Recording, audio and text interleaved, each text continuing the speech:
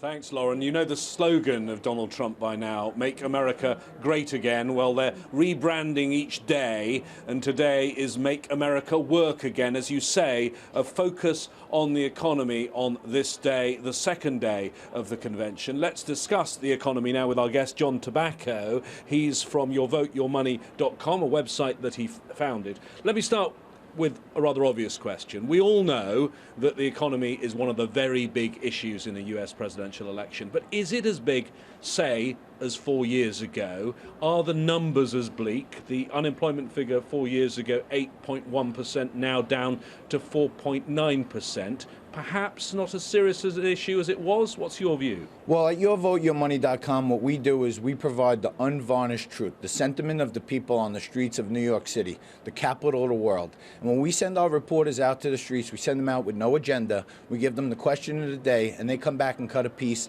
and give the sentiment of what people are thinking. And over and again, people are coming back with two topics. Number one, the economy. Number two, security. And when you talk about 4 years ago and 8 years ago and the metrics that you use, unemployment numbers of 4.9 versus 8.1%, there are a number of countervailing factors that people across the world have to understand that are much worse than 4 and 8 years ago. Particularly, the growth in America is diminishing every single day at huge margins.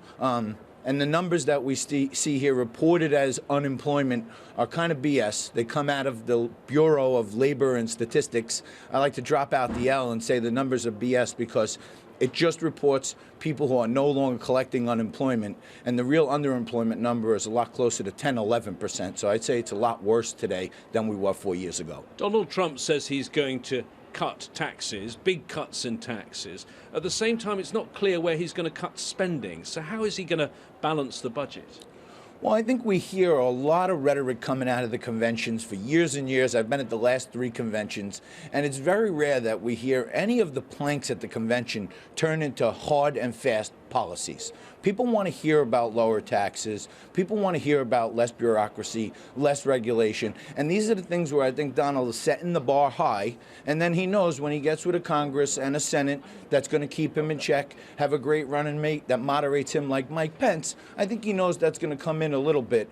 But the bottom line is 90% of the businesses in America are the job creators. And job creators have a massive tax burden, massive regulation burden, and people are really scared about their security now. And I feel like the economy and the security have become intertwined as almost one issue these days because those small businesses that are fearing these lone wolf attacks, you look across the globe and it's not just America, it's France, it's Iran, it's Syria, it's everywhere where these lone wolves are scaring the heck out of people.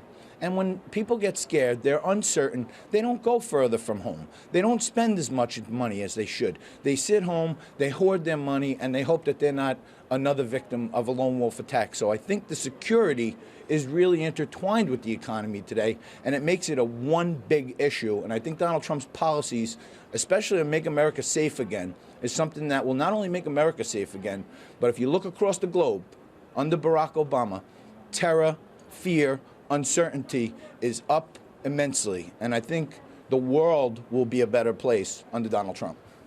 John Tabacco, thank you very much for joining us on Al Jazeera. You are an independent, you tell me, but pretty clear right now that you're backing Donald Trump. Lauren. Yes, I think we figured that out. Thank you very much indeed, James Bays.